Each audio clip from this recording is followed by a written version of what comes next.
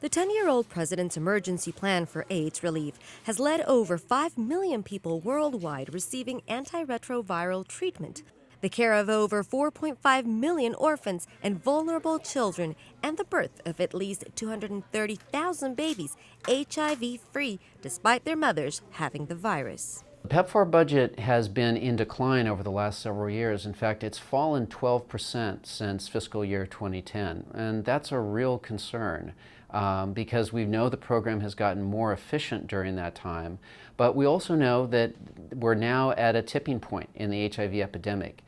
We have greater clarity about what works to fight AIDS than we ever did before. And that means we need to rapidly scale up those interventions that work. The U.S. Congress is now considering the president's budget proposal for 2014, which would see an additional cut of $50 million, despite the fact that experts agree on the increasing efficiency of PEPFAR to save lives and prevent new infections. And so that's a very serious predicament that the world is in right now, particularly because we're at a point where the science and the information about how we tackle HIV has never been so optimistic. I mean, really at a point where we can end AIDS, we can turn the tide at the very moment when the funding isn't as sure as it had been.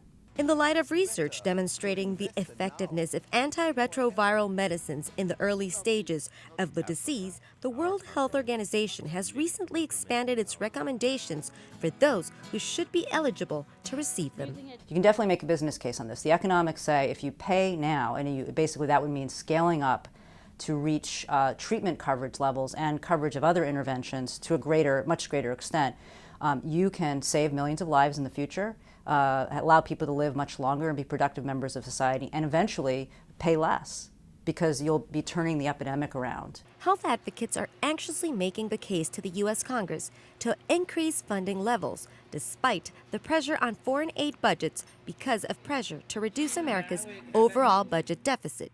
Advocates also plead the case by citing the success of mother-to-child transmission and voluntary male circumcision. Programs like that, if we bring them to scale rapidly, we'll be able to drive down HIV incidence and begin to end the epidemic. That's what's in front of us in terms of an opportunity. But we can't do it if we keep cutting back our global health investments through PEPFAR and the Global Fund. The U.S. has also been seeking to encourage recipient countries to manage and also fund their own programs, a trend that is encouraged by health advocates here. South Africa is often cited as a good example of that process in action. But advocates are telling lawmakers that this move towards self-sufficiency cannot be used as an excuse for the United States to back away from its commitment, particularly at a time where so much more can be done for an AIDS-free generation. Andrea Arenas, CCTV, Washington.